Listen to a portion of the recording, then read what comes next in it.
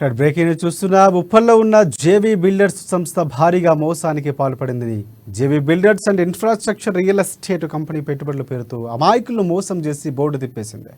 Company యజమానులు వేలూరి లక్ష్మీనారాయణ, జ్యోతి సుమారు 500 కోట్ల రూపాయలతో పరారయ్యారు. భూమి కొనుగోలు కోసం పెట్టుబడి పథకం ద్వారా అధిక వడ్డీ లాభం వస్తుందని అమాయకులకు ఆశ చూపి సుమారుగా 500 మంది ఏజెంట్లను ఏర్పాటు చేసుకుని 7,000 మంది కొనుగోలుదారులను మోసగించారు. మోసపోయిన బాధితులు ఉప్పల్ పోలీసులను ఆశ్రయించారు. గతంలో వీరిపై పలు చీటింగ్ కేసులు కూడా ఉన్నట్లు సమాచారం అందుతోంది.